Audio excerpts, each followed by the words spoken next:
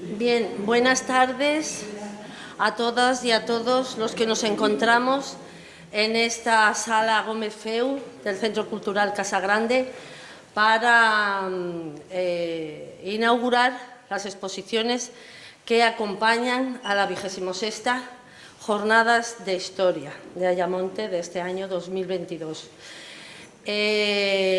Como iremos viendo, estas exposiciones, bueno, pues aparte de estar hechas con mucho cariño y con mucha y siendo muy concienzudos en intentar mostrar parte de la historia que nos pertenece, que es de Ayamonte, bueno, pues agradecer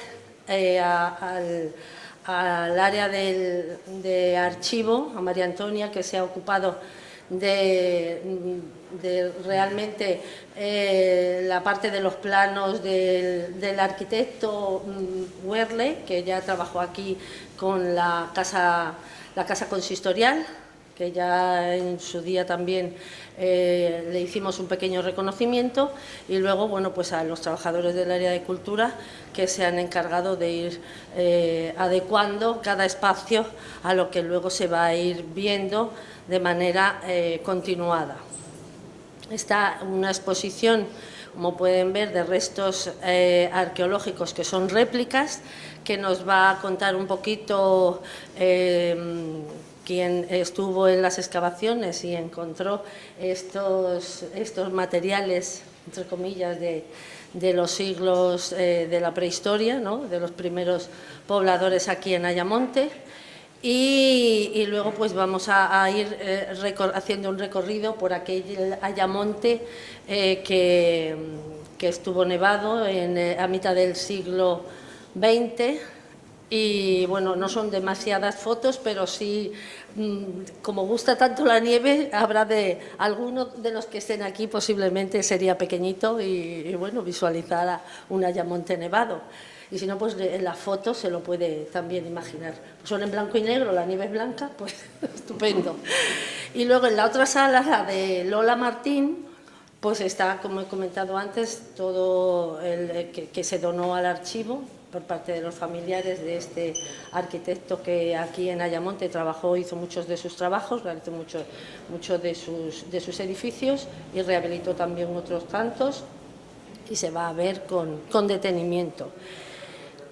Otro inciso que me gustaría hacer y que se tenga en cuenta, porque nos parece que es muy relevante, es que para que presida de alguna manera, esté presente, puesto que ahora hace pocos días nos ha dejado aquí pues sin su obra actual, aunque ya llevaba tiempo enfermo, Ángel de Suri.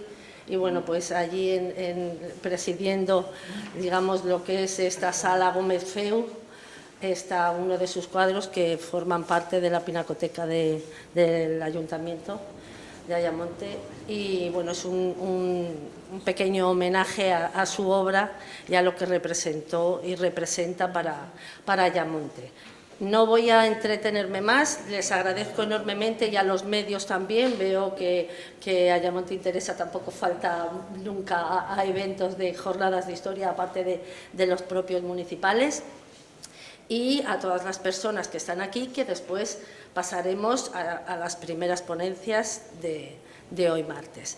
Voy a darle la palabra a Benjamín Cabaco, que hoy también la tendrá abajo, será otro tema, pero siempre de arqueología, y él nos va a comentar un poquito lo que vamos viendo en el vídeo y estas réplicas que están aquí, y por qué, que ya algunos me han preguntado por qué tenemos las réplicas y no tenemos los originales.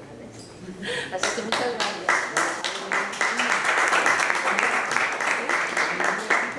Hola, buenas tardes a todos. Agradecer desde luego la apuesta del Departamento de Cultura, tanto María Antonia como Remedios, por la arqueología, por el patrimonio, porque aunque sean pequeñas cosas, verdaderamente es muy importante que Ayamonte apueste verdaderamente por ese patrimonio que tiene, tanto arqueológico, arquitectónico, etnológico y de diferentes tipologías, ¿no? Esta exposición es una pequeña exposición de réplicas de dos tumbas de época fenicia, la necrópolis fenicia de Ayamonte, ¿no? Podemos entender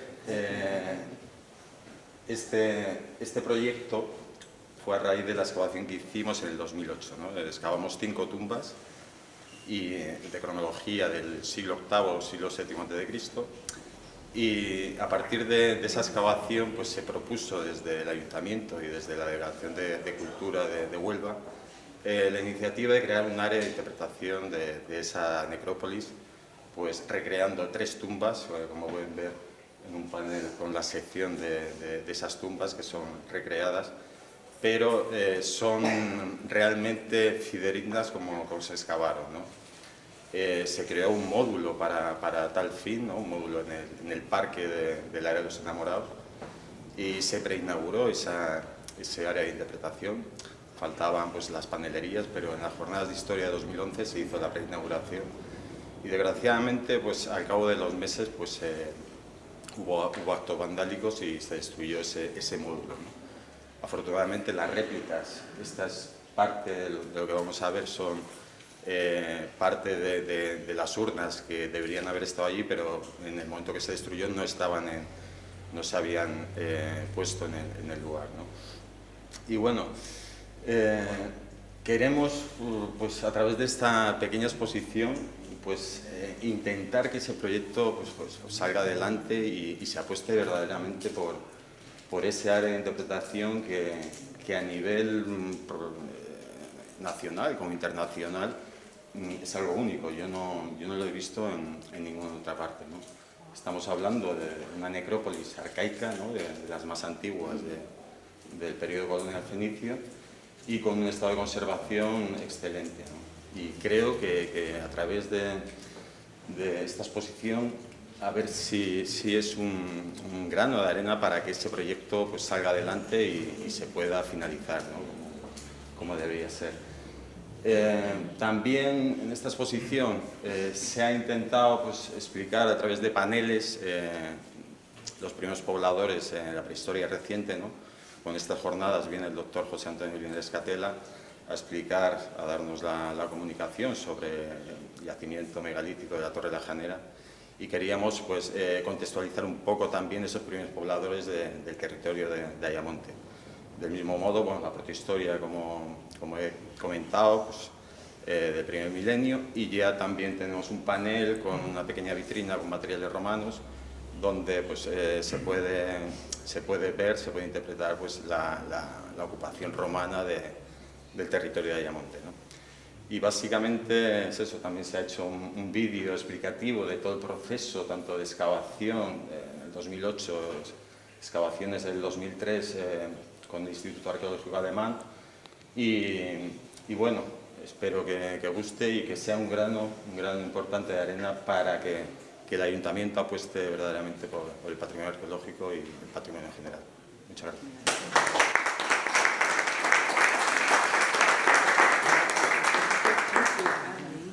Muchísimas gracias, Benjamín.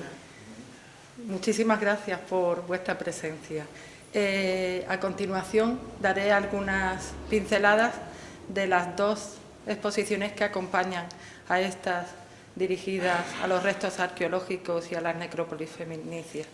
En esta ocasión, en la parte izquierda de la sala, tenemos un fondo bibliográfico que ha sido recientemente donado por los descendientes de la familia de Manuel Solesio.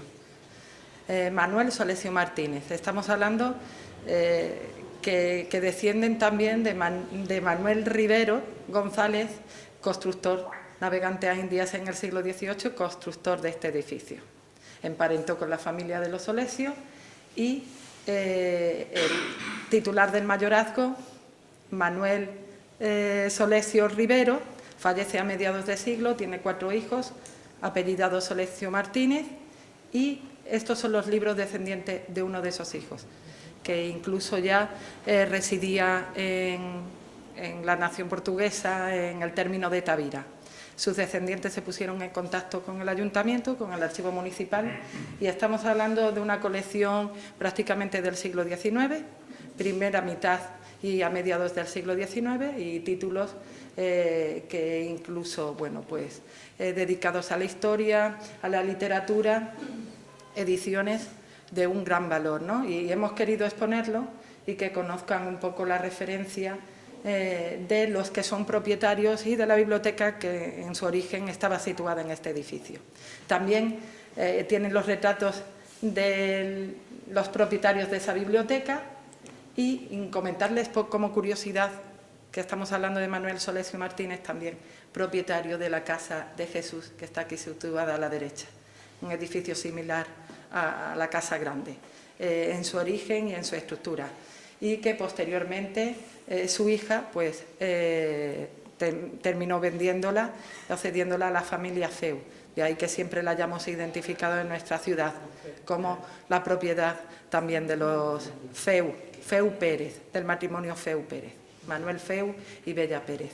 Y en la sala de Lola Martín, indicarles que tenemos una colección de proyectos originales de Ayamonte de 1927. También es una cesión que se lleva a cabo por los herederos del ingeniero Berler. Estamos hablando de un ingeniero nacido en Lleida, pero criado y formado en Madrid, que en la década de los 20 contactaron con él y llevó a cabo construcciones importantísimas y la dirección de obras de relevantes edificios de nuestra ciudad. Por ejemplo, la Casa Marchena, actualmente en nuestro ayuntamiento, hace la reforma, la remodelación tras la adquisición por la corporación. Y después, por ejemplo, también hay un proyecto del antiguo ayuntamiento que no se llevó a cabo. Se hizo el proyecto, pero después la obra no se llevó a cabo. Sin embargo, nos da cuenta pues, el aspecto y la estructura que tenían los edificios. Otro proyecto es sobre el baluarte, detalla perfectamente las cotas y las distancias y la morfología del baluarte, que es interesantísimo incluso para estudios, para recuperar restos que aún permanecen, y una pescadería, una lonja municipal y otros edificios. Todas esas dos exposiciones son patrimonio ya municipal. Es decir, son cesiones gratuitas que han hecho sus propietarios a nuestro ayuntamiento y a la ciudad de Ayamonte. Y queríamos, como no, pues que se conociese y que se pusiese en valor por todos los asistentes a las jornadas. Y bueno, invitarles a que lo conozcan hoy o estos días, y ahora a continuación, pues invitarles al primer panel de comunicaciones, que va a ser muy interesante, de la mano de la arqueología y también de los archivos eclesiales. Ya tenemos aquí, están con nosotros los ponentes y estamos deseosos de oírlos. Muchísimas gracias. Primeros ponentes, José Antonio Linares Catela y Benjamín Cabasco Encinas. Comenzamos con la primera ponencia.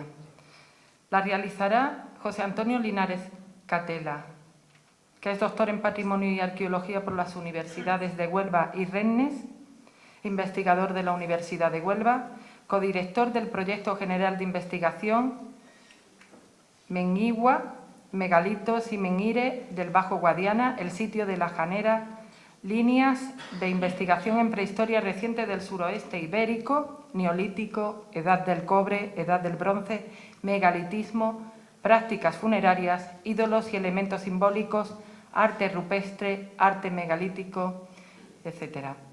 Decir que la comunicación se centrará en una exposición general sobre el sitio megalítico de la Torre, la Janera, y en la presentación del programa general de investigación Menguigua, Megalitos y Menguire del Bajo Guadiana, el sitio de la Janera. Decirles que hemos considerado la duración de las ponencias será sobre media hora. En esta ocasión a lo mejor quizás terminamos un ratito antes y José Antonio, el profesor José Antonio, desea que si después consideran preguntarle o hacerle un comentario, pues él está abierto a contestarle cualquier posible duda sobre el asunto. Bueno, pues José Antonio, agradecerte muchísimo que estés con nosotros, que te estrenes con nosotros. Para nosotros es un placer conocer esta materia y que nuestros vecinos y aquí la ciudad de Ayamonte pues conozcan lo que sucede muy cerquita de nuestro centro urbano, en nuestro término. Así que muchísimas gracias y agradecerte que estés con nosotros.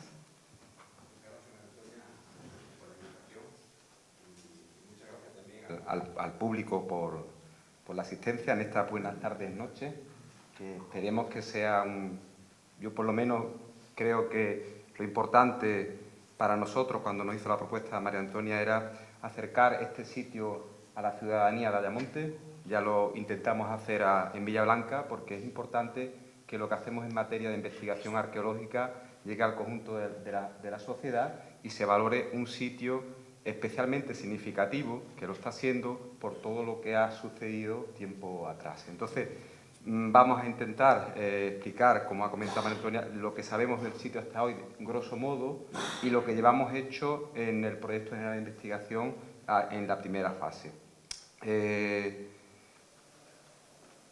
Lo primero, el sitio de la Torre de la Janera, que se sitúa en el círculo verde, no está solo en el territorio. Si hablamos de monumentos megalíticos, el Bajo Guadiana no es un territorio, no es una zona que se haya trabajado o investigado mucho, porque es un territorio, bien conocéis, que es rayano, limítrofe entre Portugal y España, y siempre las zonas han estado un poco apartadas del interés de la investigación.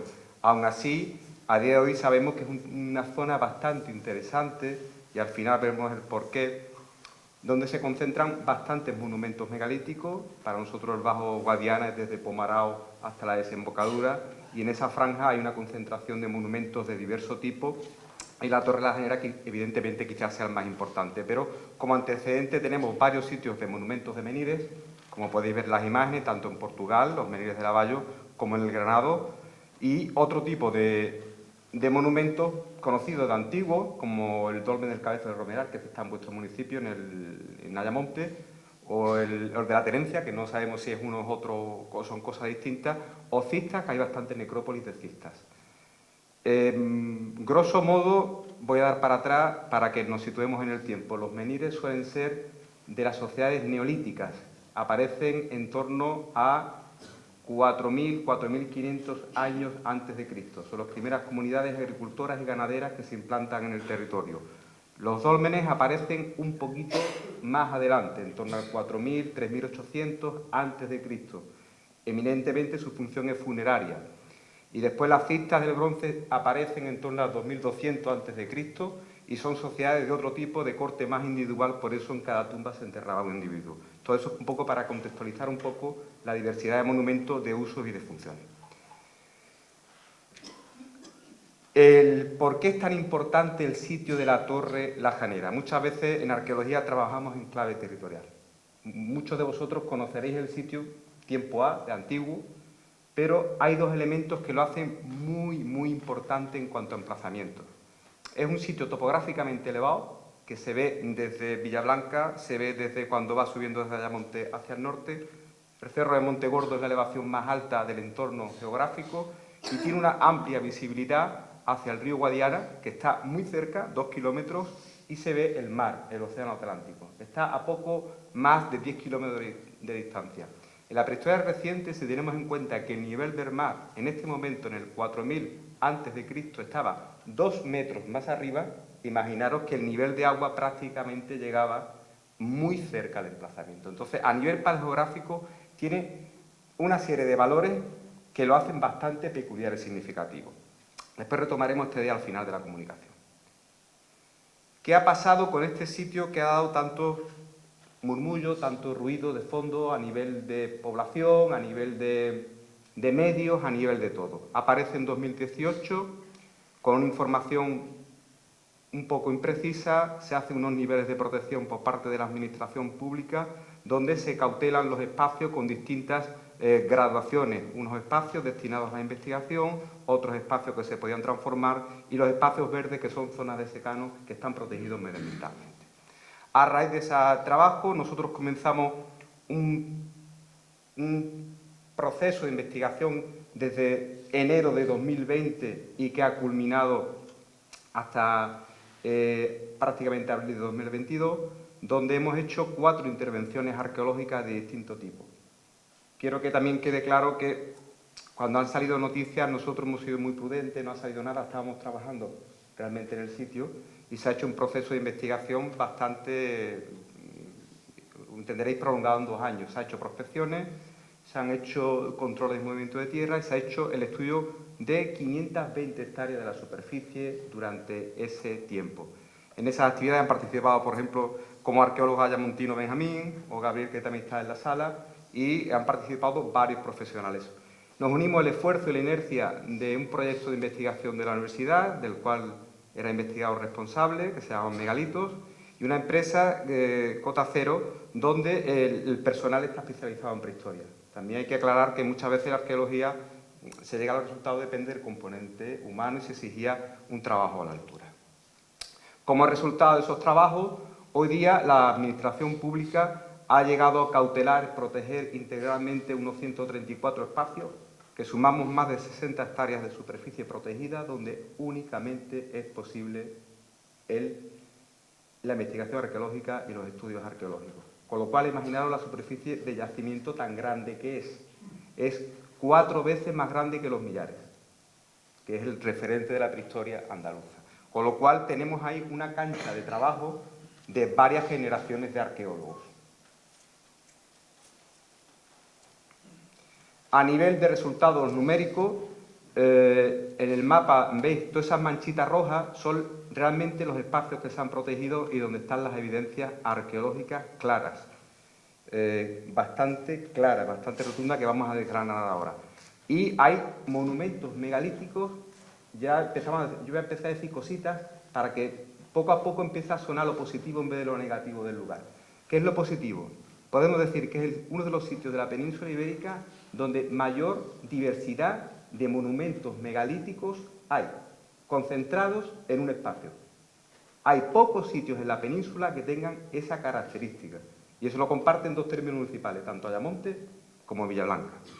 Y por otro lado, de la totalidad de elementos, que son 482 elementos, 792 ítems, ya voy a explicar un poquillo eso, 2/3 partes son menires, monumentos de menires. Hay otros tipos de monumentos que veremos, pero 2/3 partes son menires. Y eso es otro dato, es el sitio de mayor concentración de menires conocido de la península ibérica. ¿Por qué hay tanto megalitismo en este espacio? Lógicamente no se puede hacer megalito si no hay roca. Un megalito es una construcción formada por grandes piedras. Y la Torre Lajanera, yo da por hecho que todo el mundo sabe dónde está la Torre Lajanera, por si haya Montino. Tenéis un término tan grande, tan extenso, que está al norte lindando prácticamente con San Silvestre.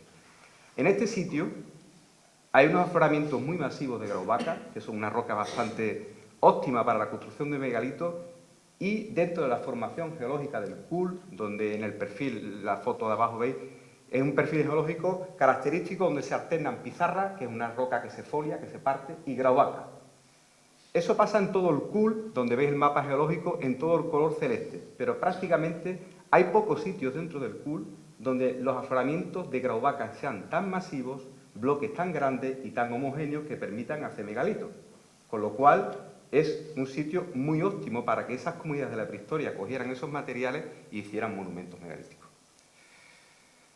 ¿Qué tenemos en el sitio? En el sitio tenemos contabilizado a día de hoy en torno a 1000 menires, de los cuales 500 están en posición o en contexto arqueológico. Cuando hablamos de contexto en posición arqueológico, es que en la foto de la izquierda, que está en vertical, es un contexto arqueológico original, primario, no tocado, no alterado por la plantación de eucaliptos, donde se colocó, no sabemos en qué fecha, en el 4º milenio posiblemente antes de nuestra era, y ha permanecido de pie hasta el día de hoy. Hay otra parte de menires que están tumbados, ya sean por problemas prehistóricos, históricos, por la plantación de eucaliptos, o posteriores, que están rotos o tumbados o lo que fuera. Son importantes porque también están en contexto arqueológico. Y eso tiene que ver también por qué no se ha visto este sitio hasta hace poco. Aparte de fijar la mirada, la mayoría están tumbados. Pero también tenemos menires que conforman grupos y agrupaciones complejas, como los alineamientos. Si ves en la foto, donde indico en el amarillo, hay un menhir tumbado, en el otro amarillo hay un menhir que está de pie y hay varios menhires que conforman alineamientos, de 1 hasta 6 filas de piedra. Y eso es bastante relevante porque hasta entonces eso no se conocía aquí en la península, o por lo menos en el sureste, con esta claridad, esta rotundidad. Otras cuestiones de los menhires. Siempre tenemos en la imagen de los menhires el que porta Obelix en el cómic, un elemento cilíndrico, alargado, bien trabajado. Un menhir es cualquier piedra, bloque natural, ya sea trabajado o no, colocada en pie. Entonces, es difícil distinguir muchas veces un bloque natural que no está trabajado, que no se ha utilizado como menhir, con aquel que lo ha sido. También tenemos dólmenes. Se ha contabilizado en torno a 10 dólmenes que se reúnen en necrópolis. De los dólmenes ya hemos dicho que son construcciones un poquito más avanzadas. Características del sitio. Son dólmenes bastante pequeñitos, parecen bastante antiguos y están construidos con túmulos de piedra seca. Eso es otra novedad porque la mayoría de los dólmenes de la zona se construyen, no sé si conocéis Soto, conocéis el Pozuelo, pues son túmulos con arcilla y con piedra. La técnica es completamente distinta.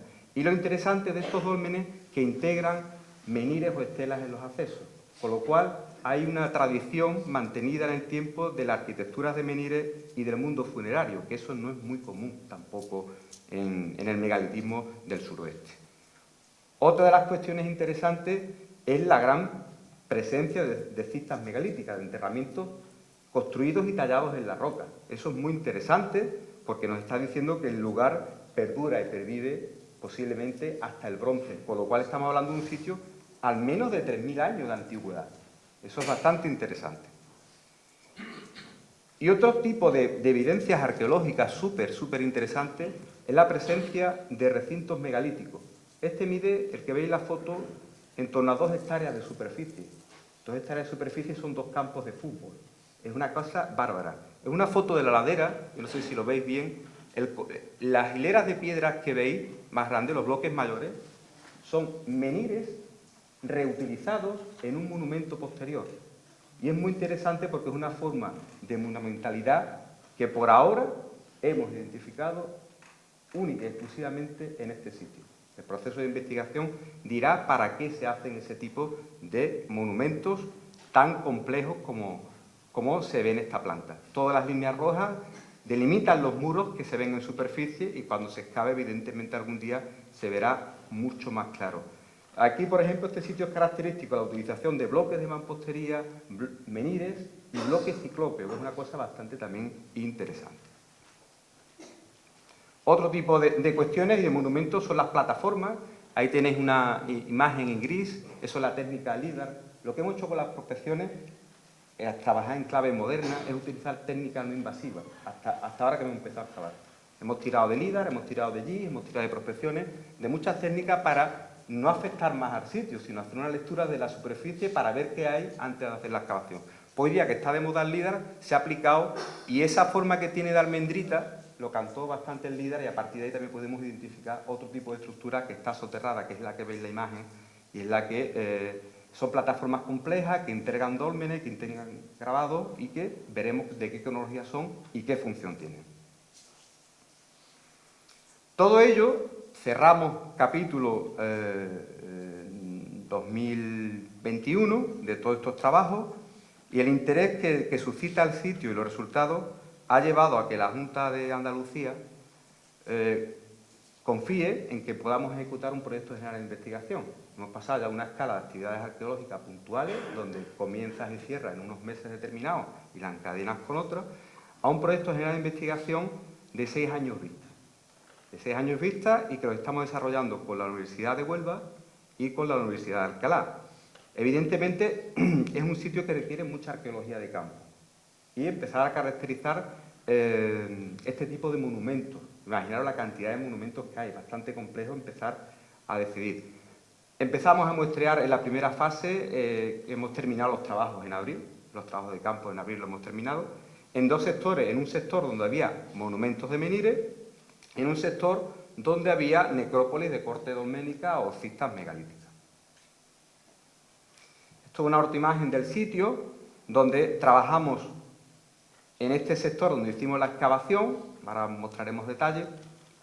Y lo interesante de este lugar, bueno, la imagen es muy clara, lo que está alrededor, lo que está transformado, esas islas de color verde de la Jara es lo que no se puede transformar bajo ningún concepto porque ahí es donde están las evidencias arqueológicas. Centralizamos la excavación en esa estructura y lo interesante de este lugar es que es un monumento bastante, o un espacio monumental bastante complejo, porque a la vez se superponen alineamientos de menires y estructuras de tipo circular o monumentos circulares de menires que pueden llamarse crolles o pueden llamarse círculos de piedra. Hay una posibilidad de que tengamos dos grandes avenidas o dos grandes alineamientos, uno en el sector oeste y otro en el sector este.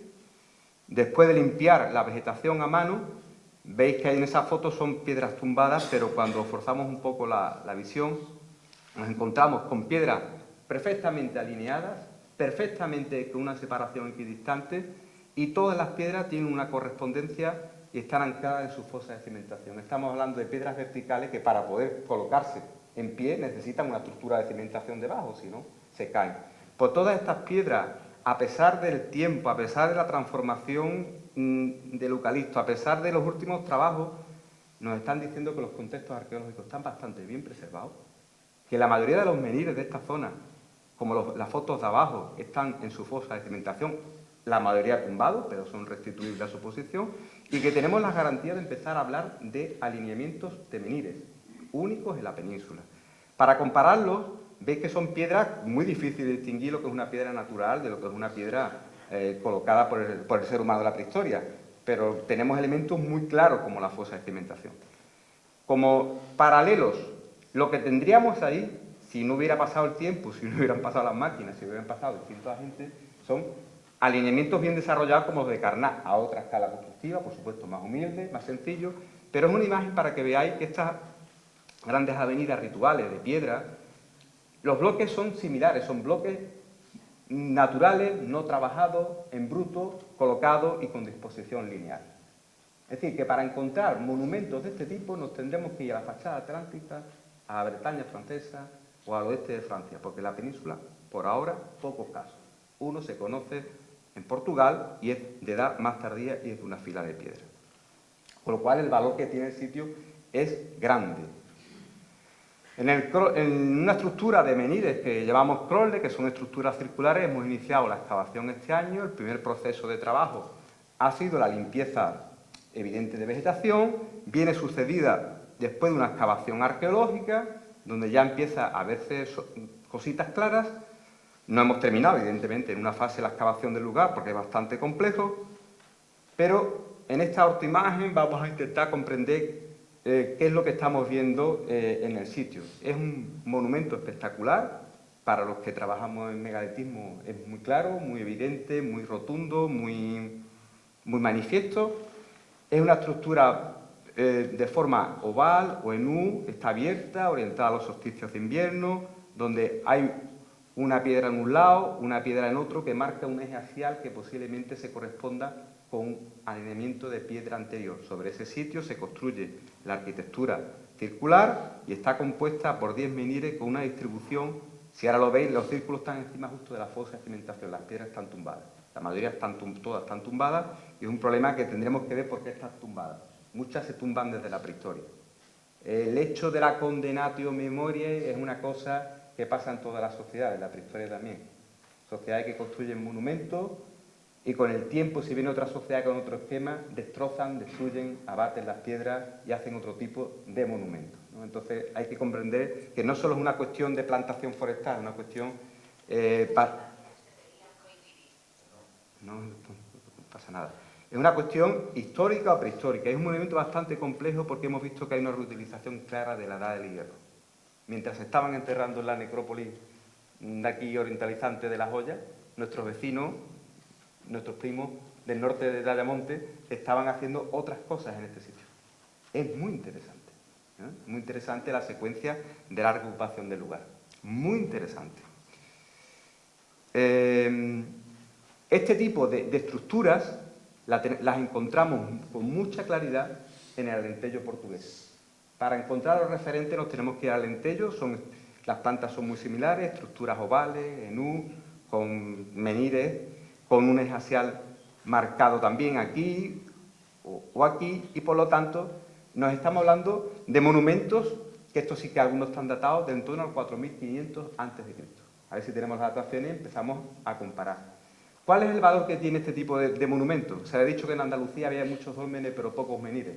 Pues estamos viendo que evidentemente no. Era una cuestión de investigación y a todas, y creo que tenemos que sentirnos orgullosos, pues, como nos dicen, Huelva es un pueblo portugués, pues qué contentos que lo seamos a nivel de prehistoria, porque podemos tener elementos para comprender cómo funciona el Guadiana como elemento de unión, de vertebración del territorio en la prehistoria reciente.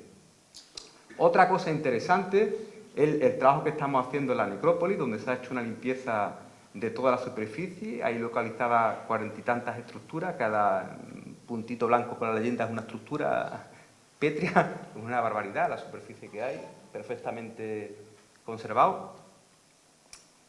Y hemos iniciado un proceso de excavación en un dolmen pequeñito, donde lo que vemos es la complejidad que tiene este dolmen pequeño, que la cámara pues, tendrá 2 metros y pico, son parecidos también a los dólmenes de corte portugués, y donde vemos que, aparte de la estructura, es muy importante la presencia de las estelas en los accesos y bastante complejo, y ahora mismo he iniciado la primera campaña que habrá que seguir trabajando, investigando, a ver qué cronología, cuál es la función, cuál es la secuencia, cuestiones de tipo arqueológico.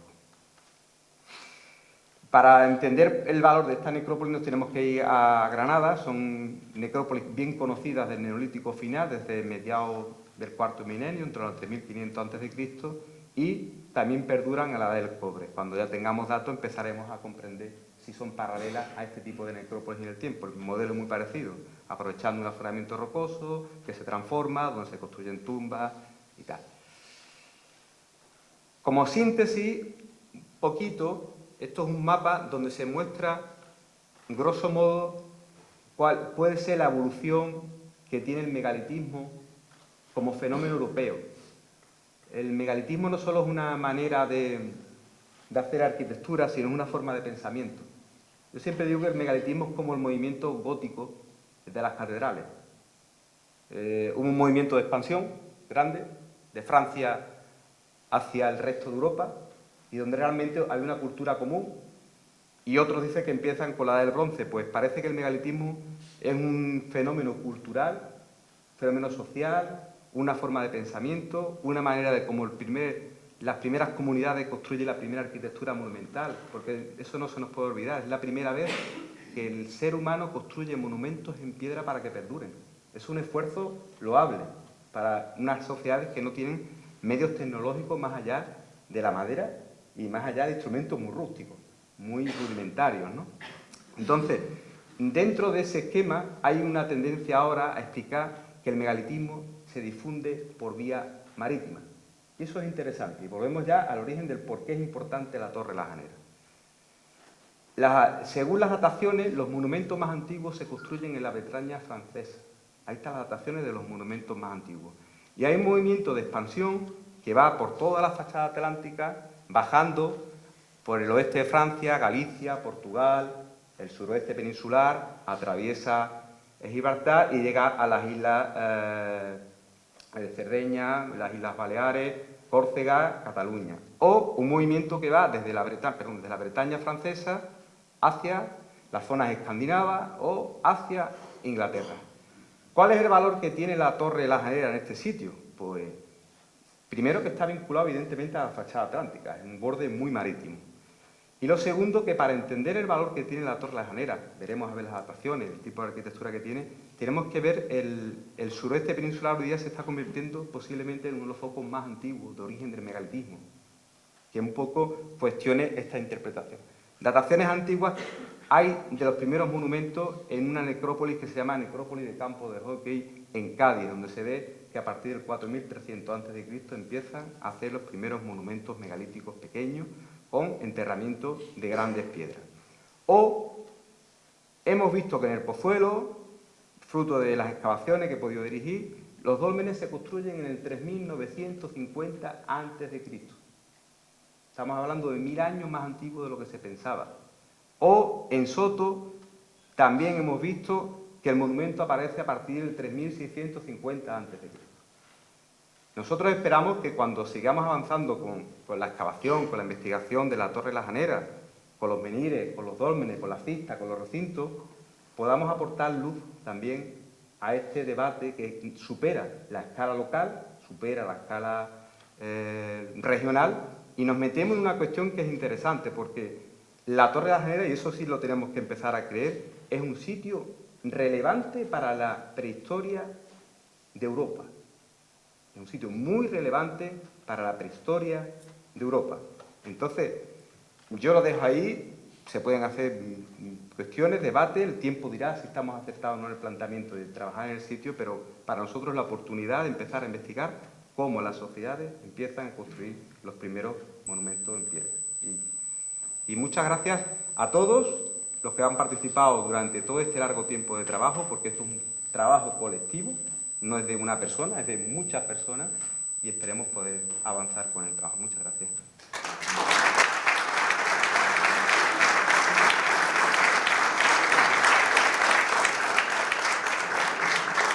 Muchísimas gracias, José Antonio. Si desean alguien del público hacerle alguna pregunta sobre la importancia y la relevancia del conjunto arqueológico que nos has estado dando a conocer y que seguramente pues expondrá muchísimo más sobre el contenido en esa ponencia que verá la luz el próximo año, en las actas de las jornadas. Aquí hay una mano alzada, ¿sí? Sí, buenas tardes. Bueno. Y enhorabuena por la exposición. Yo tengo, ignorancia sobre el tema, una duda es saber si la idea es poner esos menires de pie, que seguramente desde el punto de vista didáctico sería interesante, ¿no? Pero me gustaría saberlo, ¿no? Si se sabe, se van a poner o no, o qué pros y qué contras hay en relación con este pie. Claro. La idea es poder, primero, abordar el programa de investigación del proyecto, pero evidentemente es un sitio que se brinda que también hagamos cuestiones de conservación de puesta en valor del lugar. Ahí habrá que ver si hay algunos monumentos que podamos restituirlo a su posición original, las piedras, ¿no? Si podemos llevarlo a la vertical. Algunos es posible que sí. Lo haremos o plantearlo en el futuro, porque eso ya excede un poco también del objetivo del programa de investigación, del proyecto, ¿no? Son objetivos ya más de conservación, de puesta en valor, valorización, dirigido a la difusión y, ¿por qué no?, algún día que es un sitio que sea visitable, porque para que sea entendible, evidentemente esos monumentos, las piedras que están tumbadas, algunos si se ponen de pie van a ser más visibles, más entendibles por el público y va a adquirir el aspecto monumental que tenía en la prehistoria. Es posible, técnicamente es posible hacerlo, y si técnicamente es posible hacerlo, es cuestión también de las voluntades también de todos de que se pueda hacer. Muchísimas gracias. ¿Alguna pregunta más? Bueno, pues vamos a continuar con la segunda sesión, que nos va todavía a convencer muchísimo más porque son aspectos que están íntimamente relacionados, lo ha comentado el profesor anteriormente, y que destacan la importancia de nuestra ciudad en esta materia.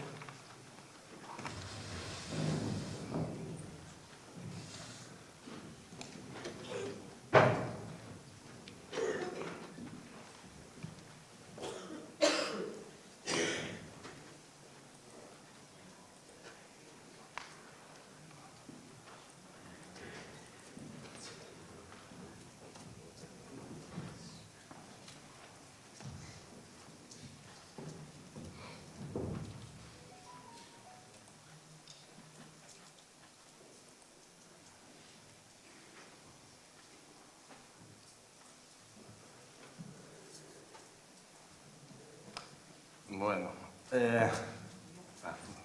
vale. Benjamín, como ya es de la casa, ya forma parte de la familia, de esa familia de las jornadas de historia, como he dicho en varias ocasiones, pues iba a entrar en materia. Pero bueno, yo voy a volver a presentar a Benjamín, que para mí es un placer que nos vuelva a acompañar en las jornadas de historia. Es licenciado en Historia por la Universidad del País Vasco en el año 2004, posgrado y máster en Arqueología Náutica y Subacuática Mediterránea por la Universidad de Barcelona y máster en Patrimonio Histórico y Cultural por la Universidad de Huelva.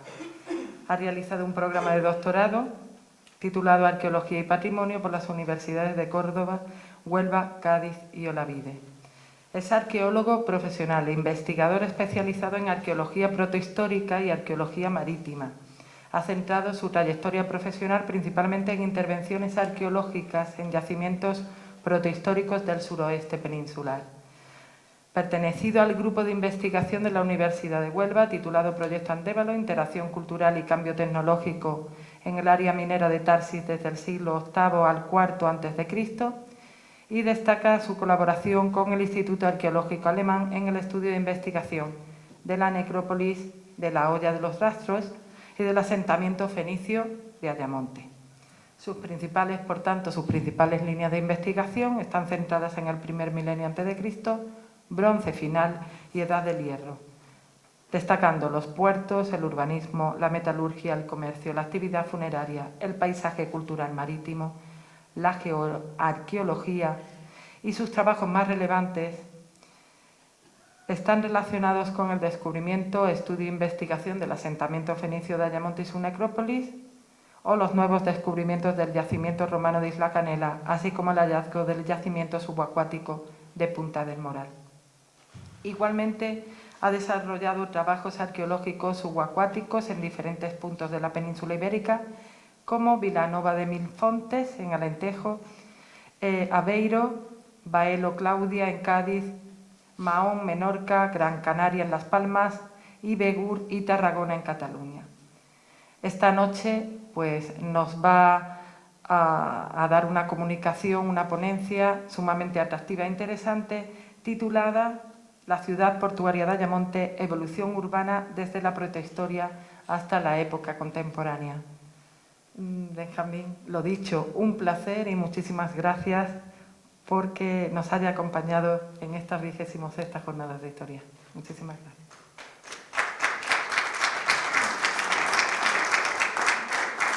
Pues, muchas gracias, María Antonia, y la verdad que es un placer, como siempre, estar aquí en las jornadas de historia y poder divulgar las investigaciones que hacemos, que muchas veces se quedan en nuestro círculo, y la verdad que es de agradecer que está aquí José Antonio Linares Catela, el doctor, y haya expuesto, por ejemplo, lo que está investigando y el trabajo que está haciendo en la Torre de Janera, ¿no?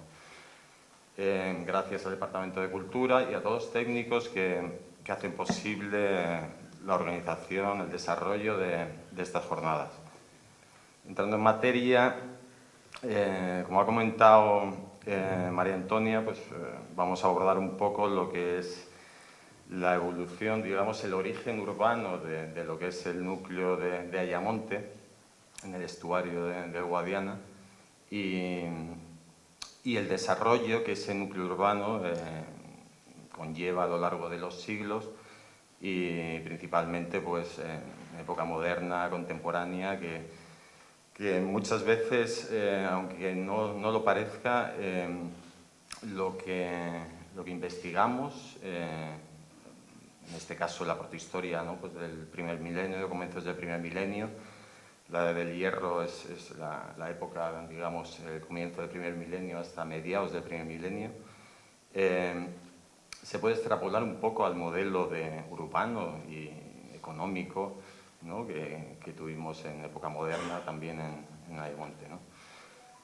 Contextualizando un poco, me voy a centrar desde luego un poco más en el origen urbano del núcleo de Ayamonte, y quería contextualizar con este plano, con este mapa, ¿no? de ese periodo que estamos hablando del siglo IX, siglo VIII antes de Cristo, de colonización fenicia de lo que es el Mediterráneo y la parte del Atlántico, el suroeste peninsular y la parte norteafricana, ¿no? Es un contexto, no voy a profundizar mucho en esa expansión, las causas, por qué empiezan a salir de sobre todo esas ciudades que vemos en Líbano, en la franja de Siria, Israel, un contexto socioeconómico, político, que hace que esta cultura marítima, salga de sus tierras y empiece a colonizar lo que he comentado anteriormente. Hay que tener muy claro que la empresa fenicia, en general, tiene el ámbito de la región de Huelva el foco principal de su llegada, ¿no? Sobre todo, evidentemente, por los minerales que tenemos aquí, tanto la plata como el cobre, ¿no? Esa faja pirítica tan importante que tenemos. Y desde luego es el núcleo donde ellos querían llegar para poder abastecerse de esos minerales y procesarlo para hacer el bronce y hierro, ¿no?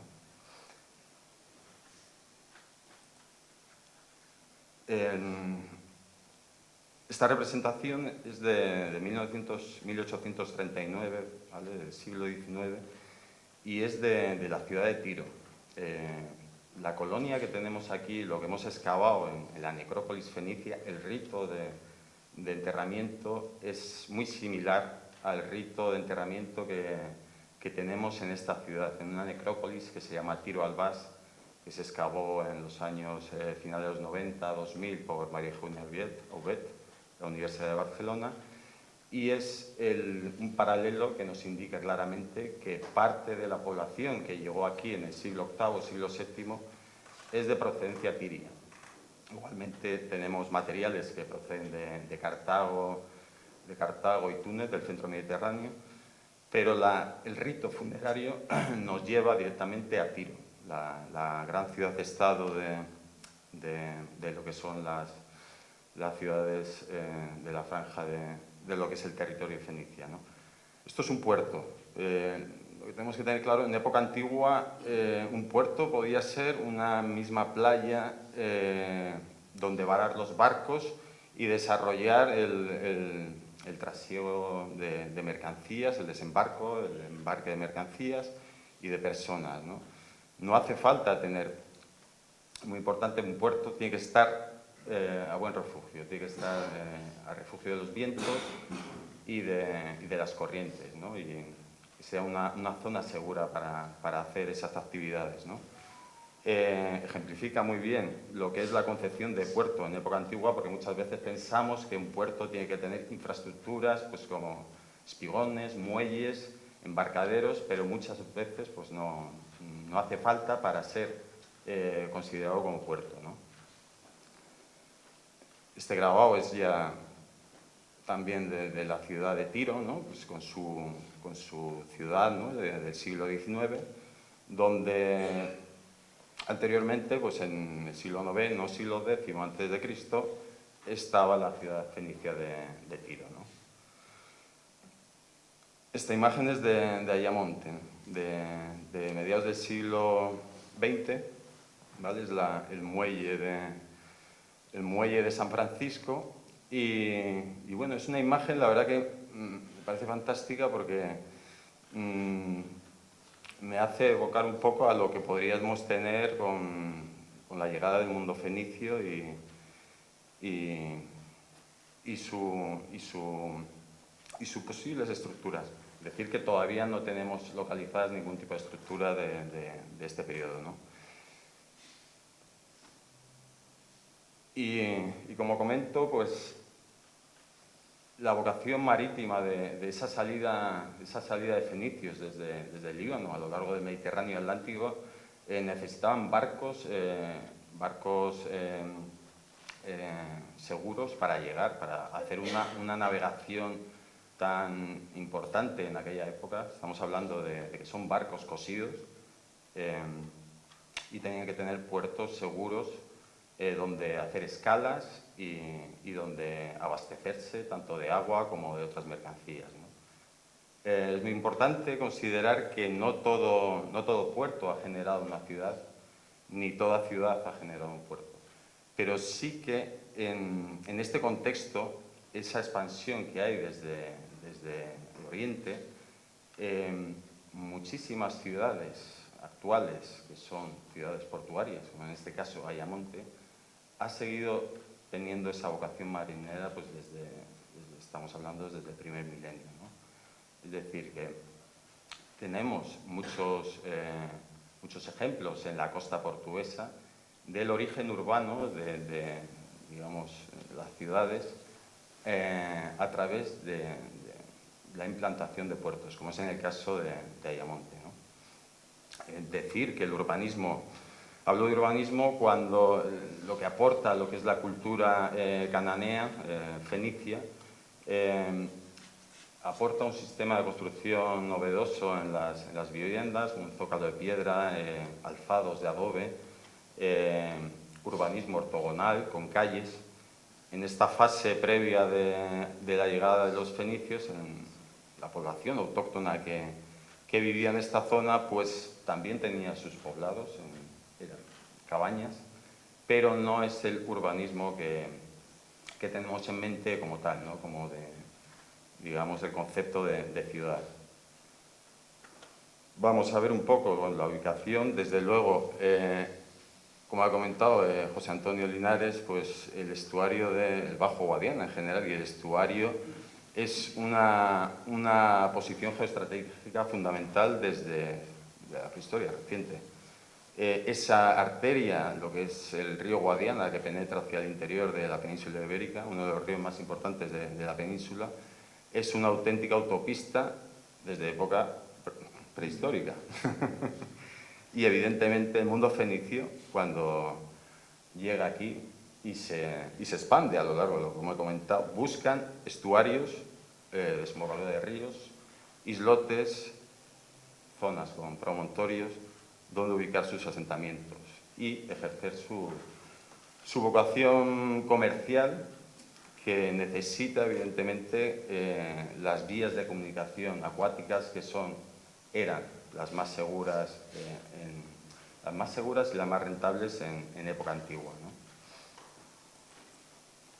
Aquí vemos una reconstrucción paleogeográfica de lo que es actualmente, es un esquemático de lo que es el estuario del Guadiana, ¿no? Con sus esteros, sus marismas y sus barras arenosas, ¿no? Es un estuario muy complejo, como saben, que hay mucha erosión y progradación de las diferentes barras que hay, ¿no?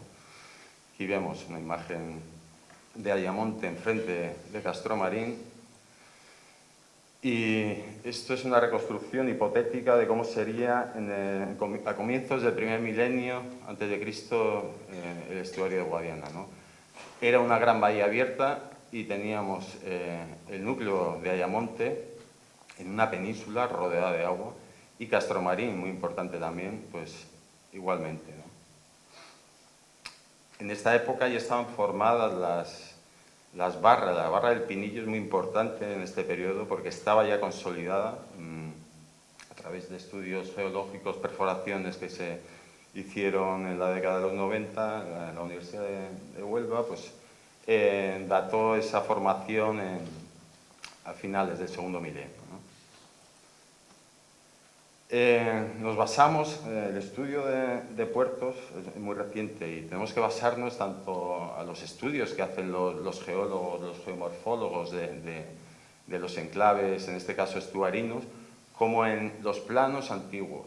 Nosotros utilizamos evidentemente la planimetría moderna a partir de lo que se conserva, no tenemos planos más antiguos. Este es de los más antiguos. Es una copia de Ptolomeo del siglo I después de Cristo. Este plano es una versión de Germano 1700-1470 y es muy importante porque Ptolomeo marca el estuario de Guadiana con dos bocas, ¿no? En época romana no hay referencias de un núcleo urbano, digamos, en el estuario de Ayamonte, pero sí que Estrabón en el siglo I alude a las dos bocas del río Guadiana, y en este plano se pueden ver esas dos bocas del río Guadiana. Igualmente, pues en el siglo XVI, final del XVI, podemos ver esa planimetría donde vemos el núcleo de Ayamonte en época moderna, con esa ensenada que vemos ahí, que es muy importante, porque eso está indicando el puerto histórico de Ayamonte, en este caso pues de época moderna, ¿no? Este es un plano de Teixeira, muy importante también, porque nos está, aquí un detalle, indicando esas barras todavía que actualmente existen y evidentemente en el siglo XVII también tenían su relevancia, ¿no? Y podemos ver cómo la zona digamos, lo que es el barrio bajo de la villa tenía ubicado el fondeadero, el puerto, ¿no?, histórico de Ayamonte. Enfrente, Castro Marín también es muy esquemático este plano, pero siempre hay un pozo de realidad, ¿no?, con lo que nos quieren transmitir los eruditos de época moderna. Aquí vemos las dos entradas de la barra, los núcleos portuarios tanto de Castromarín como Ayamonte y un núcleo muy importante en la zona oeste de Castromarín también, que sería una zona de fondeo. Otro plano también de 1642, donde se referencia la entrada directa al puerto de Castromarín. Evidentemente el puerto de Castromarín quedó en desuso porque se fue colmatando esa entrada que tenía tan importante, porque en el siglo XVII, XVIII también, podían entrar mercantes de gran tamaño al puerto, ¿no? Importante también, vemos lo que he comentado, la parte superior de arriba, que es la ensenada de lo que es el puerto, el muelle de San Francisco, y la zona del puerto de la Ribera, que ya en este periodo pues, estaba ya consolidado. Tengo que hacer un inciso porque, no lo he comentado antes, la ciudad de Tiro y los puertos fenicios establecían siempre un modelo de ubicación de sus puertos y siempre tenían dos áreas portuarias, una al norte y una al sur. En la propia Tiro pues, se ha documentado y en otros sitios también del Mediterráneo esa dualidad de puertos, es decir, tenían dos posibilidades portuarias según las circunstancias meteorológicas, pues de vientos dominantes, mareas, corrientes u otros eventos climáticos, ¿no? Este es el plano, una cartografía actual de lo que es el estuario. Podemos ver que Castromarín prácticamente ya no es accesible con grandes embarcaciones y toma el relevo, evidentemente, lo que es el núcleo de Villarreal, ¿no? Una fundación de la segunda mitad, de finales del último cuarto del siglo XIX, y los núcleos portuarios de Ayamonte que siguen conservándose, ¿no? Tanto el estero de la Ribera como el muelle de Portugal y el muelle norte, que ya prácticamente ha quedado colmatado y está prácticamente en desuso, ¿no? En los años 80, en el estuario de Guadiana, las primeras informaciones, los primeros estudios que nos llegan es la presencia fenicia en el castillo de Castromarín. Hay diferentes fases. Parece ser que puede haber una fase previa al bronce final, pero no se pudo excavar mucho, es decir, el bronce final es la fase previa a la llegada del mundo fenicio. En este caso, la primera fase de ocupación, digamos, de Castillo de Castromarín, estamos hablando del último cuarto del siglo VIII.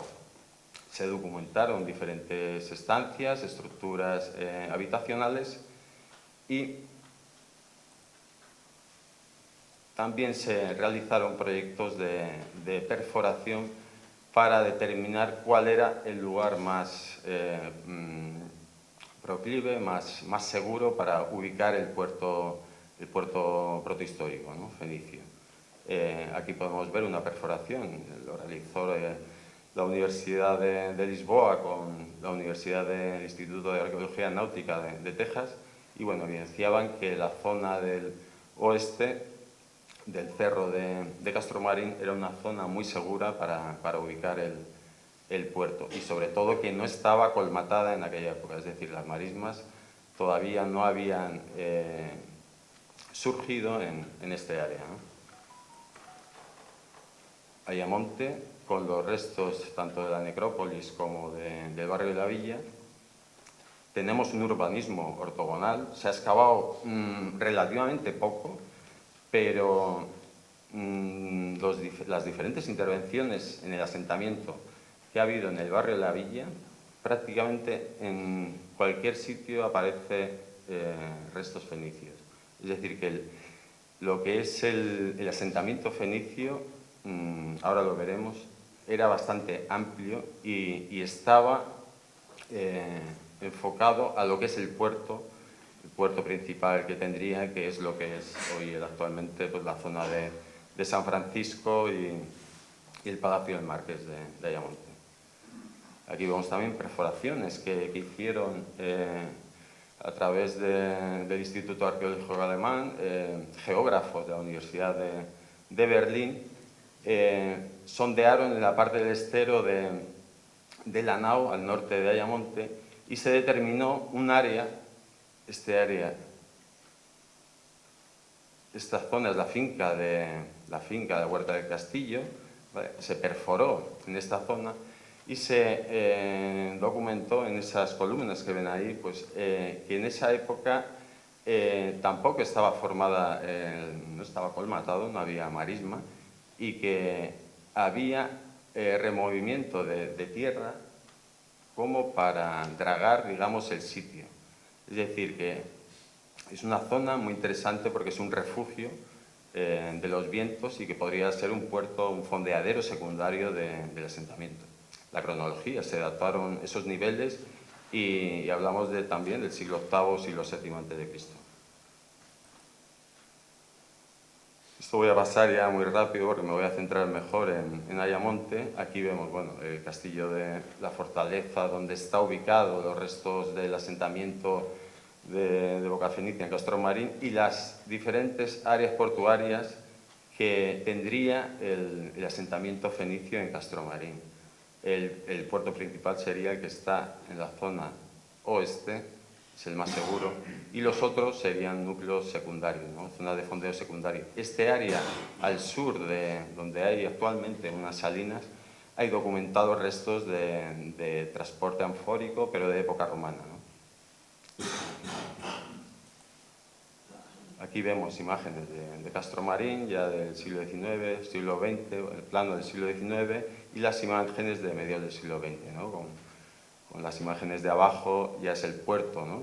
Ya se abandona lo que es cae en desuso el puerto histórico de Castromarín y coge el relevo lo que es el puerto de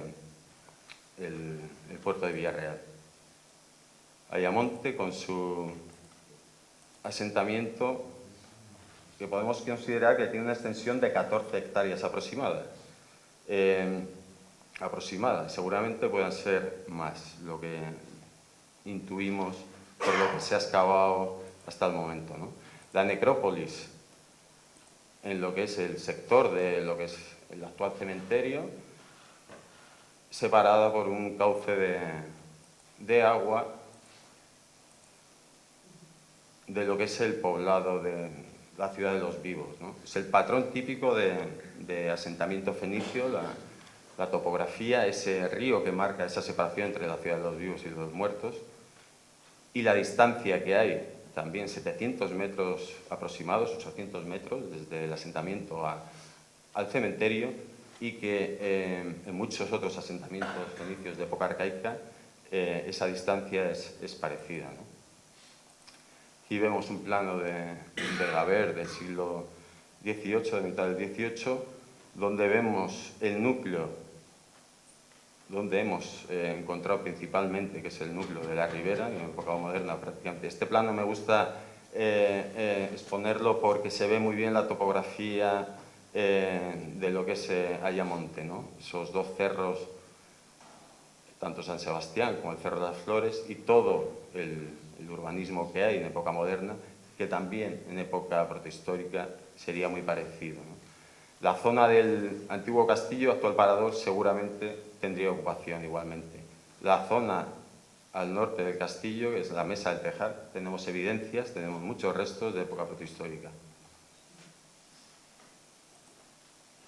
La necrópolis, dos núcleos, esta es la necrópolis principal, esta es la olla de los rastros, donde hemos excavado en el 2008-2013, y este es el hallazgo casual que apareció más o menos en el cruce de las Tres Cruces, creo que se llama.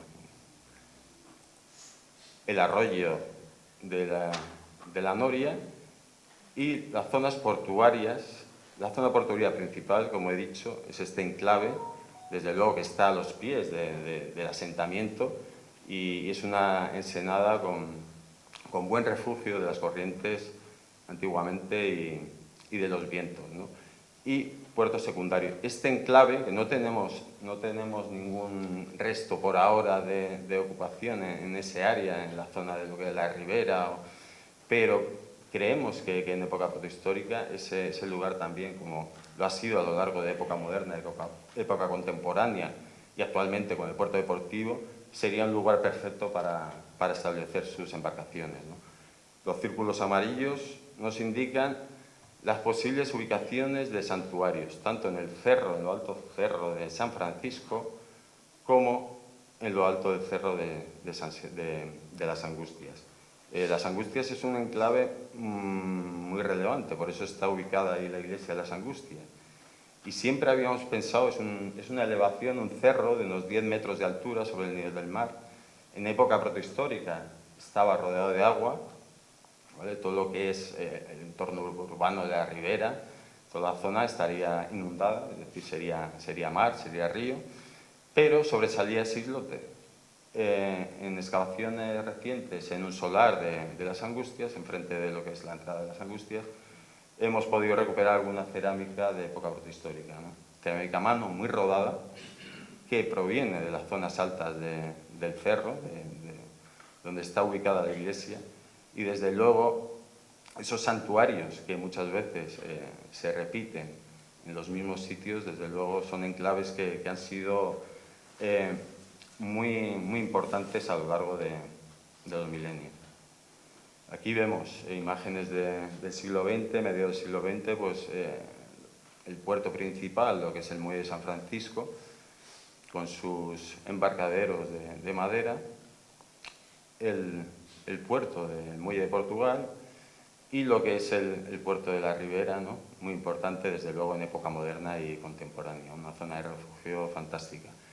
Esta es una reconstrucción de lo que sería en época protohistórica, tanto el núcleo de Castromarín a la izquierda como el núcleo de Ayamonte a la derecha, ¿no? Vemos ahí cómo eran penínsulas rodeadas de agua y dónde estarían ubicados sus puertos, sus fondeaderos, su asentamiento y su necrópolis, ¿no? Y bueno, pues básicamente quería acabar, no iba a profundizar mucho en época moderna, pero sí que es muy interesante ver el entramado urbano de época moderna de la villa está condicionado por las corrientes, por las vertientes de agua. Es decir, esas cuestas que tenemos en esa vaguada, que es lo que es la calle Galdames, de unos 800 metros de longitud, ¿vale? Está condicionada es decir, se construye en función, condicionada por esas escorrentías, esos acuíferos de agua, y por eso las calles están en esos lugares y las manzanas están también en esos lugares. Esas intersecciones son muy importantes, porque vamos a ver, esta intersección primera es la zona del pozo de la calle Galdames. Esta intersección segunda es la intersección de la calle San Mateo con la calle Galdames, lo que es el callejón de la calle Madrugada, y esta intersección es la calle Alta. En la primera intersección de la calle Viriato con Galdames, tenemos el inicio del conocido túnel del Boquerón. En el 2009-2010 hicimos unas intervenciones en el barrio de la Villa y documentamos parte de esa estructura que no se conocía ni su funcionalidad ni su cronología, ¿no?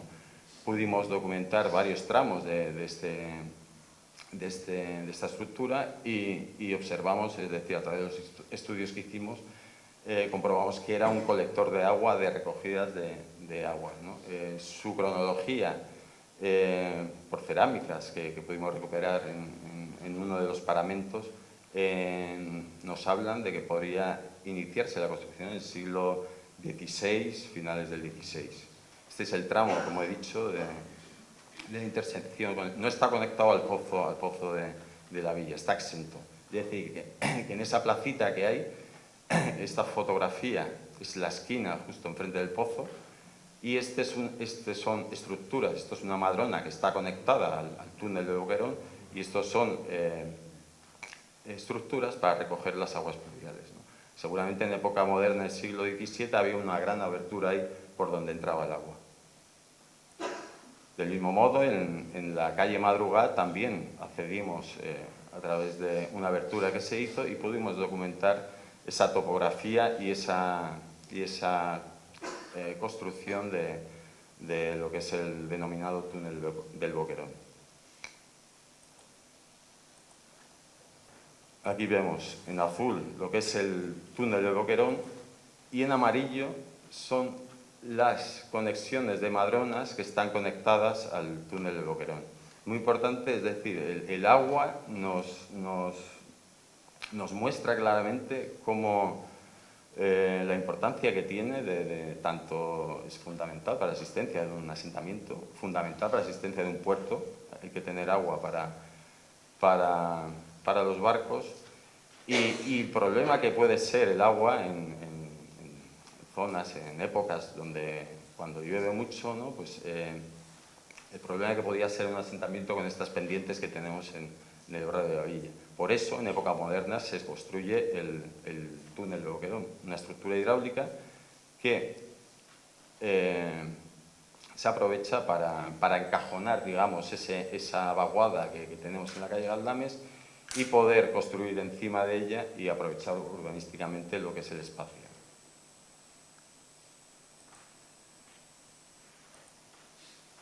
Aquí tenemos un plano también de 1772 del núcleo urbano del barrio de la Villa y el barrio de la Ribera. Es decir, que la evolución urbana, la verdad que no me he quedado un poco de tiempo, pero solo comentar que hay un desarrollo, desde luego, de poblamiento ya en época bajo medieval en el Castillo, que se empieza a desarrollar por el barrio de la Ribera